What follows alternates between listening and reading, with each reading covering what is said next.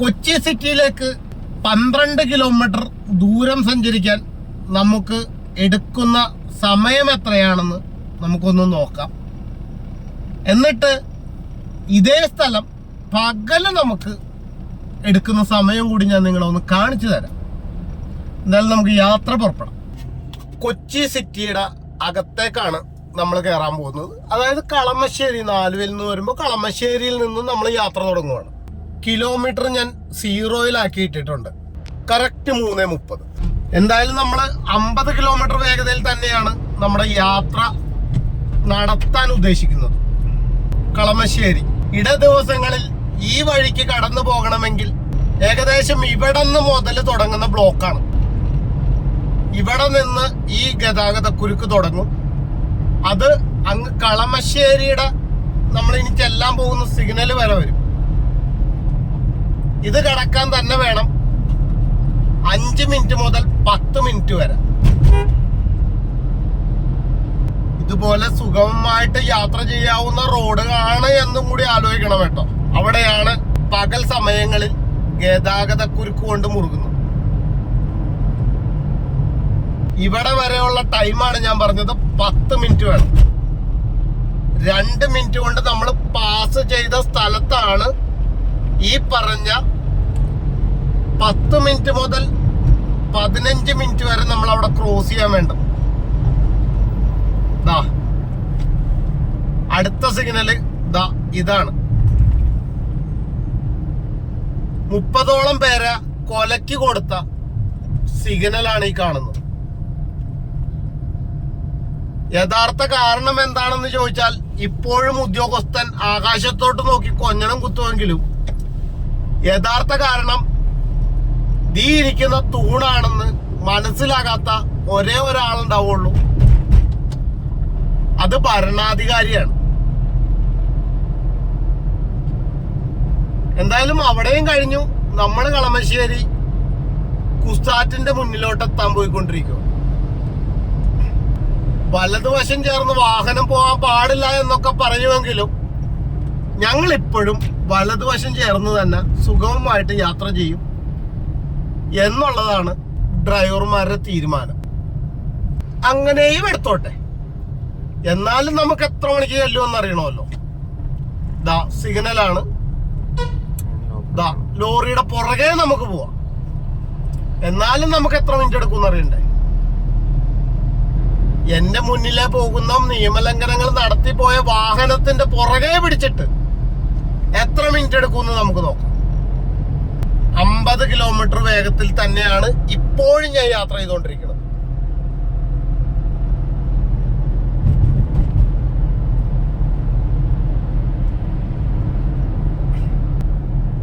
എന്തായാലും ആ ലോറിക്കാരനെ അറിയാമോ ഇല്ലയോ എന്നൊന്നും എനിക്കറിയില്ല. എന്തായാലും മുഖ്യമന്ത്രി ഉൾപ്പെടെ വന്ന് താമസിക്കുന്ന ഗസ്റ്റ് ഹൗസ് ആണ് ആ തൊട്ട് റൈറ്റ് സൈഡിൽ കണ്ടത്. എന്തായാലും അവിടെ ഒരു കട്ടിങ് ഉണ്ട്. വാഹനത്തിന്റെ ലീഫും പോകും. പത്തടിപ്പാലത്താണ്ടോ ഞാൻ പറഞ്ഞത്. ഇപ്പൊ അടിക്കും. നോക്കിക്കോട്ടോ. അടിക്കണം. കണ്ട ചാടിയാണ്ടോ അതേപോലെ 2 ചാട്ടം സ്ഥിരമായിട്ട് ചാടിയ ആ ലോറിയുടെ ലീഫ് ഒടിഞ്ഞു കയ്യിലിരിക്കും. പത്തടിപ്പാലം മെട്രോ സ്റ്റേഷൻ എത്തി. ഇപ്പൊ സമയം 3:36. കണ്ടല്ലോ. ഇവിടെ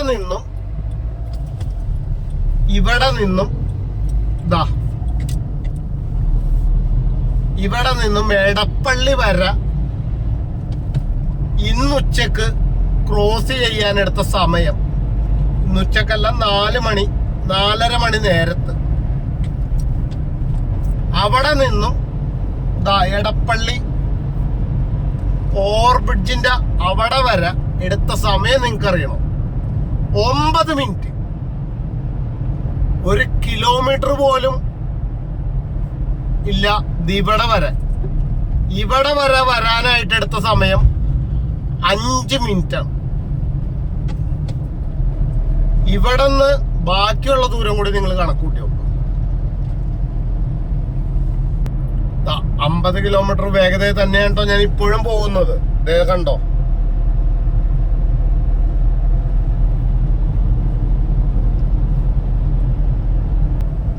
മിനിറ്റ് കൊണ്ടാണ് ഞാൻ ഇവിടെ പാസ് ചെയ്തത്. ഇപ്പോ അത് പകല് റോഡ് പാസ് ചെയ്യുന്നത് 9.5 മിനിറ്റ് കൊണ്ടാണ് ഞാൻ അവിടെ നിന്ന് ഇവിടം വരെ പാസ് ചെയ്തത്. എടപ്പള്ളിയിലെ ഗതാഗതക്കുരുക്കാണ്. അതായത് ഞാനിപ്പോ നിൽക്കുന്നത് പത്തടിപ്പാലം മെട്രോ സ്റ്റേഷൻ കഴിഞ്ഞിട്ടുള്ള സ്ഥലത്താണ്. അവിടെ നിന്നും പോകുന്ന വഴിയാണ് നിങ്ങൾ കാണുന്നത്. റോഡ് സൈഡിലെ പാർക്കിങ്ങും എല്ലാം നിങ്ങൾക്ക് ഇവിടെ കാണാൻ പറ്റും. 1/2 കിലോമീറ്റർ ദൂരം യാത്ര ചെയ്യാൻ മണിക്കൂറുകളാണ് ഇവിടെ സമയം ചെലവഴിക്കുന്നത്.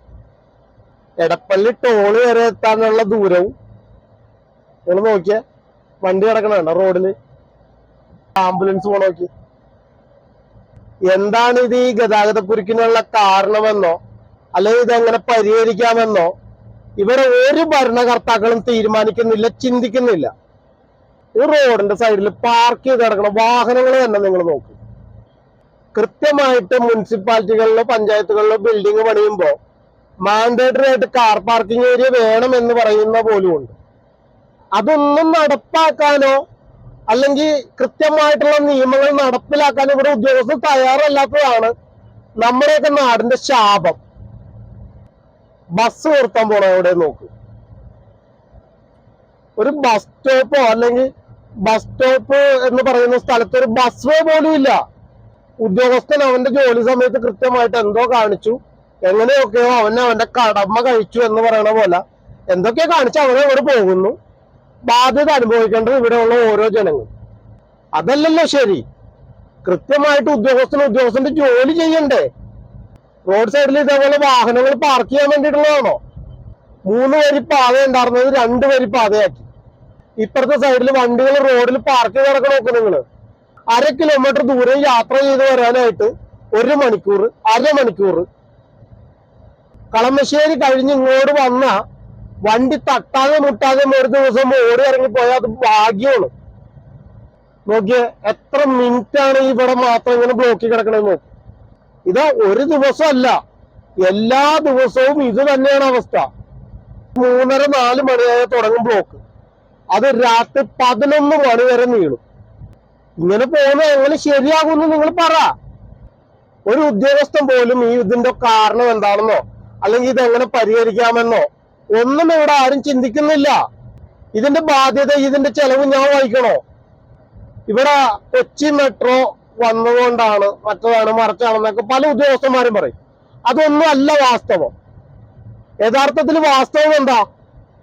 ഇവിടെ കൃത്യമായിട്ട് ഉദ്യോഗസ്ഥൻ അവൻ പറയുന്ന നിയമങ്ങൾ പാലിച്ചല്ല ഇവിടെ ഒരുത്തനും ജോലി എടുക്കുന്നത്. നേരെ ഒരു ബസ് വേ ഇല്ല. പൊതുഗതാഗത സംവിധാനം പോലും നോക്ക്. കൊച്ചി സിറ്റിയിലേക്ക് അനുവദിച്ച വോൾവോന്റെ AC ബസ്സുകൾ പോലും ഇന്ന് അവിടെ ഇല്ല. അതൊക്കെ ലോങ് സർവീസ്. ജനപ്രതിനിധികൾ മരിക്കുമ്പോൾ അവരെ കൊണ്ടുപോകാൻ വേണ്ടിയിട്ടുള്ളതാണോ പൊതുഗതാഗതത്തിന് ഉപയോഗിച്ചപ്പോ പൊതുഗതാഗത സംവിധാനത്തിന് കൊണ്ടുവന്ന ആ ബസ്സുകൾ ജനങ്ങൾക്ക് ഉപയോഗിക്കാൻ വേണ്ടിയിട്ടല്ല കൊണ്ടുവന്നത്. ഈ കൊച്ചി സിറ്റിക്കകത്ത് ആ ബസ്സുകൾ ഇവിടെ തിരിച്ചു പോകുന്നുണ്ടാൽ ഇതേപോലെ ആളുകൾ കാറുമായിട്ട് ഇറങ്ങണോ? ഇപ്പോഴും ആളുകൾ ബസ്സുകളിൽ കയറാൻ മടിക്കുന്നത് എന്തുകൊണ്ടാ? മഴ പെയ്താലും നനയണം, ചൂട് കൊണ്ടാലും കൊള്ളണം, എന്ത് സഹിക്കണോ? അതുകൊണ്ട് തന്നെയല്ലേ ഈ കൊച്ചി സിറ്റിക്കകത്ത് ഇത്രയും ഗതാഗതക്കുരുക്കും ഇത്രയും വാഹനങ്ങൾ റോഡിൽ ഇറങ്ങുന്നത് കൊണ്ടല്ലേ. എന്ന് ഇത്രയും വാഹനങ്ങൾ ഇറങ്ങുന്നുണ്ടെന്നും ഈ വാഹനങ്ങളിൽ ഗതാഗതക്കുരുക്ക് പരിഹരിക്കാൻ എന്ത് ചെയ്യാമെന്ന് ഉദ്യോഗസ്ഥൻ തീരുമാനിക്കുന്നില്ലല്ലോ. റോഡ് സേഫ്റ്റി അതോറിറ്റിയുടെ കമ്മിറ്റി ഉൾപ്പെടെ കൂടുന്നുണ്ട്. ഈ കമ്മിറ്റിയിൽ ഉൾപ്പെടെ എന്തെങ്കിലും ഒരു തീരുമാനമുണ്ടോ? നിങ്ങൾ നോക്ക്. ഇത് ബ്ലോക്ക് കിടക്കണം നോക്ക്. ലെഫ്റ്റ് ട്രാക്കിൽ ബസ് കൊണ്ടുപോയിട്ടൊക്കെ നോക്കി. വട്ടം തൃപ്പൂണിത്തറ ബസ്സാണ് കേട്ടോ. ബസ് എങ്ങനെ കൊണ്ടുപോയിട്ടേ നോക്കി.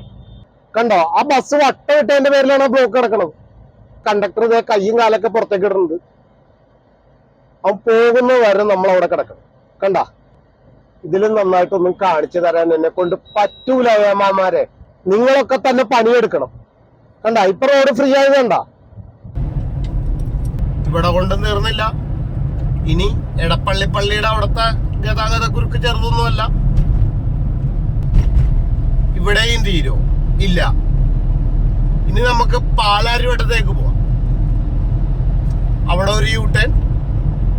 ഇനി അവിടെ നിന്ന് ഒരു 100-300 മീറ്റർ ഇങ്ങോട്ട് മാറിയാൽ ദേ അടുത്ത യൂട്ടേൺ ദേ പോണു.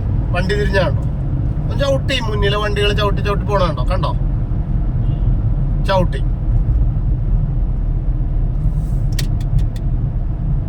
കൊച്ചി സിറ്റിയുടെ അകത്ത് പോലും സ്ട്രീറ്റ് ലൈറ്റ് ഇല്ല എന്നുള്ളതാണ് വാസ്തവം. കണ്ടില്ലേ?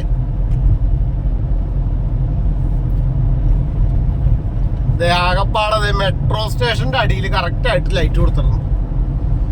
ബാക്കി എവിടെയെങ്കിലും സ്ട്രീറ്റ് ലൈറ്റ് ഉണ്ടോ നോക്കി.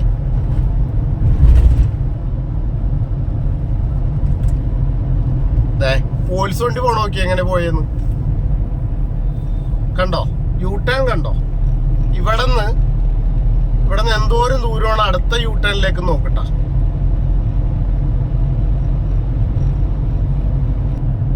അടുത്ത യൂട്ടേൺ എത്തി. 300 മീറ്റർ മാത്രം ദൂരെയാണ് അടുത്ത യൂട്ടേൺ. അവിടെ നിന്നും അടുത്ത 200 മീറ്റർ അടുത്ത യൂട്ടേൺ. കണ്ടോ? ഇപ്പൊ പാലാരിവട്ടത്താണ്. പാലാരിവട്ടത്ത് നിന്നും ഇവിടെ നിന്നും ഈ സിഗ്നലും ക്രോസ് ചെയ്ത്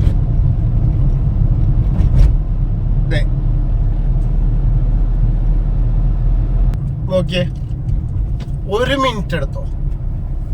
ഈ യൂട്ടേൺ കണ്ടോ? ഈ യൂട്ടേൺ ആണ് ഓരോരുത്തന്റെയും ലിറ്റർ കണക്കിന് പെട്രോളും ഡീസലും കത്തിച്ച് കളയാൻ ഉദ്യോഗസ്ഥന്റെ ഒത്താശയോടെ കത്തിച്ച് കളയാൻ പണിയെടുത്തത്.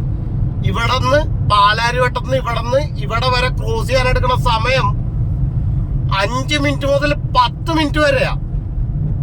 തെളിവ് സഹിതം ഞാൻ കാണിച്ചു തരാം. പാലാരിവട്ടം ജംഗ്ഷൻ അടുത്ത് ഉള്ള സിഗ്നലിലാണ് കിടക്കുന്നത്. എറണാകുളം പോകുന്ന ഡയറക്ഷനിലാണ് കേട്ടോ.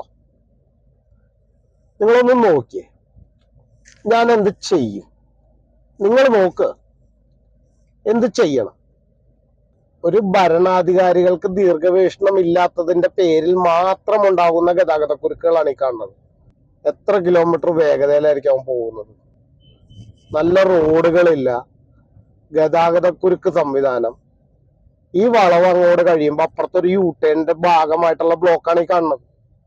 അപ്പുറത്തുനിന്ന് വരുന്ന വാഹനങ്ങൾ തൊട്ടവിടെ യൂട്ടേൺ തിരിയണം. ആ തിരിയുന്നതിന്റെ ഭാഗമായിട്ടുള്ള മാത്രം ബ്ലോക്കാണ് ഈ കാണുന്നത്. എടപ്പള്ളിയിൽ ബ്ലോക്ക്, പാലാരിവട്ടത്ത് ബ്ലോക്ക്. ഹൈക്കോടതി, കളമശ്ശേരിയിൽ നിന്ന് ഹൈക്കോടതി വരെയുള്ള 12 കിലോമീറ്റർ ദൂരം യാത്ര ചെയ്യാൻ 1 മണിക്കൂറാണ്. ഇത്രയും വലിയ ഗതികെട്ടവർ ഈ ലോകത്ത് വേറെ ആരെങ്കിലും ഉണ്ടാവും എന്റെ കർത്താവേ എന്ന് ചോദിക്കണ പോലെയാണ്. എന്നിട്ട് അതിന് പറയുമ്പോ കുറെ ന്യായീകരണ തൊഴിലാളികൾ ഇങ്ങോട്ട് വരും. ഭരിക്കണ പാർട്ടിയുടെ അതെ, പ്രതിപക്ഷത്തിന്റെ അതെ. ഈ പോകുമ്പോ ചെലവാകുന്ന ഡീസലും പെട്രോളും ഇതിലെ കത്തിയല്ലേ പോകുന്നത് വെറുതെ കിടന്നിട്ട്? എന്തുകൊണ്ടാണ് നിങ്ങൾ അതൊന്നും നോക്കാത്തതും പരിശോധിക്കാത്തതും? നല്ല ഭരണാധികാരികൾ വന്നാലേ നാട് നന്നാവും. ആ നല്ല മാറ്റത്തിന് വേണ്ടിയിട്ട് ഭരണകർത്താക്കളും ജനപ്രതിനിധികൾ ആദ്യം നന്നാവണം. എന്നാലേ അതിന്റെ കീഴിലിരിക്കുന്ന ഉദ്യോഗസ്ഥർ ആത്മാർത്ഥമായി പണിയെടുക്കും. ആ ആത്മാർത്ഥമായി പണിയെടുത്താലേ നമ്മുടെ നാട് നന്നാകും. അല്ലെങ്കിൽ അയാള് പോകും, വേറെ ആള് വരും. നിങ്ങൾക്കിതൊരിക്കലും പരിഹരിക്കാൻ പറ്റാത്ത ആന കയറാ മല പോലെയാവും. നിങ്ങൾ നിങ്ങളുടെ ജോലി കൃത്യമായി ചെയ്യുക. കൃത്യമായി ചെയ്യുമ്പോൾ നാട് നന്നാവും. അല്ലാതെ ഏതോ ഒരു മണ്ടൻ അവിടെ തുറന്നു കൊടുക്കാൻ പറഞ്ഞു, തുറന്നു കൊടുത്തു. ഇപ്പൊ അത് കൊച്ചി സിറ്റിയുടെ ഗതാഗതക്കുരുക്കിൽ ഏറ്റവും വലിയ ബ്ലോക്കായി മാറി. നിങ്ങൾക്കത് മാറ്റാൻ പറ്റുമോ? അടയ്ക്കാൻ പറ്റുമോ? ഇതൊന്നും നിങ്ങൾക്ക് പറ്റത്തില്ല. അതുകൊണ്ടാണ് പറയുന്നത്, ഭരണകർത്താക്കളും ഭരണാധികാരികളും നല്ലതാവണം, ചൊവ്വുള്ളതാവണം. എന്നാൽ ഇപ്പൊ ഇവിടെ ഒരു ആംബുലൻസ് വന്നാൽ 1 മിനിറ്റ് കൊണ്ട് ഈ ഗതാഗതക്കുരുക്ക് മാറും എന്നുള്ളതും വാസ്തവമാണ്. പാലാരിവട്ടം ആ സിഗ്നലിന്റെ അവിടെ നിന്ന് ഇവിടം വരെ വരാനെടുത്ത സമയം എത്ര മിനിറ്റാ? 4.5 മിനിറ്റിന് മുകളിലായി. ഞാൻ പറഞ്ഞത് വാസ്തവമാണോ എന്ന് നിങ്ങൾ നോക്ക്. 1 കിലോമീറ്റർ ദൂരം പോലും ഇല്ല എന്നുള്ളതും കൂടി നിങ്ങൾ ആലോചിക്കണം. 2 വരി പാത 4 വരി പാതയായി. ഇതേ നോക്കിയേ, നോക്ക്. എത്ര വരി പാതയുണ്ട്. ഈ ജംഗ്ഷനിൽ തന്നെ ഒരു യൂട്ടേൺ കൊടുത്തു കഴിഞ്ഞാൽ യൂട്ടേൺ കൊടുത്ത ആ ഉദ്യോഗസ്ഥന്റെ കാരണക്കുറ്റി നോക്കി പൊട്ടിക്കണ്ടേ? പൊട്ടിക്കണോ? അതാ ഉദ്യോഗസ്ഥനെ ചെരുപ്പ് മാലയിട്ട് സ്വീകരിക്കണോ? എന്താ ചെയ്യേണ്ടത്? നിങ്ങൾ പറ. നോക്ക്, ഇൻഡിക്കേറ്റർ ഒക്കെ ഇട്ടതേ തിരിഞ്ഞു തന്നെ നോക്ക്. നോക്ക്,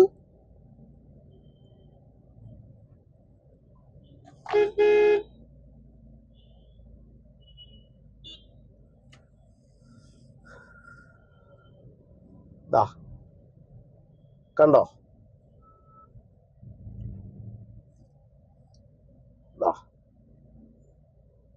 ഇതൊക്കെ തന്നെയല്ലേ ഈ ബ്ലോക്കിന് കാരണം. ഇത് കടക്കാൻ വേണ്ടി മാത്രം 6 മിനിറ്റ് എടുത്തു. ഇവിടെയും തീരുമോ പ്രശ്നങ്ങള്?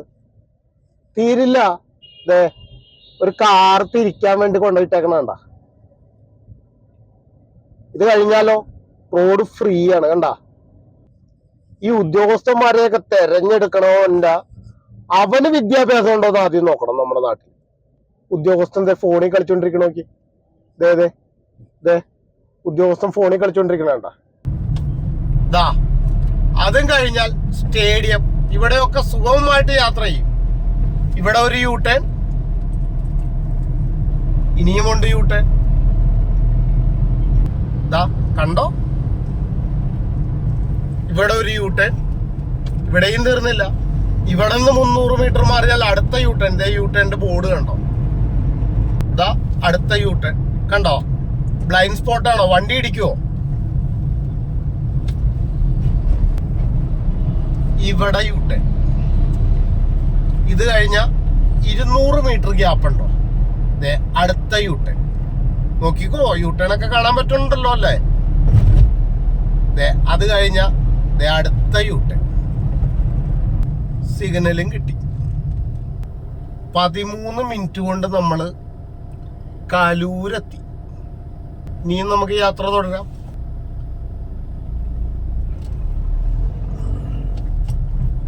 കലൂര് കഴിഞ്ഞു.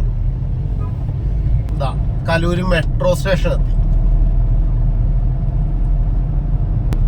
ലിസി സിഗ്നല്.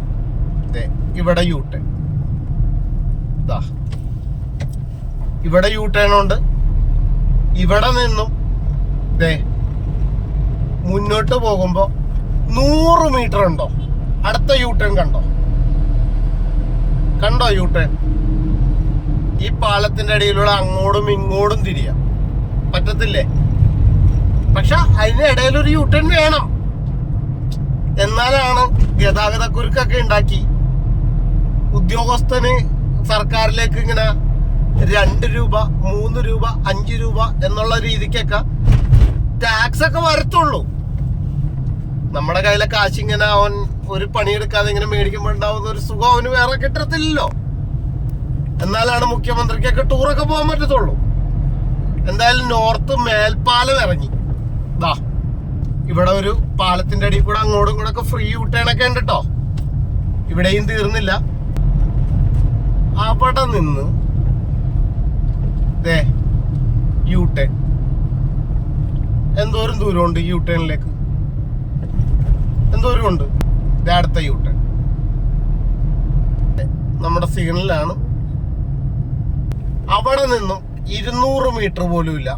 അടുത്ത യൂട്ടേൺ എത്തി. കണ്ടോ? വീണ്ടും യൂട്ടേൺ. കണ്ടോ?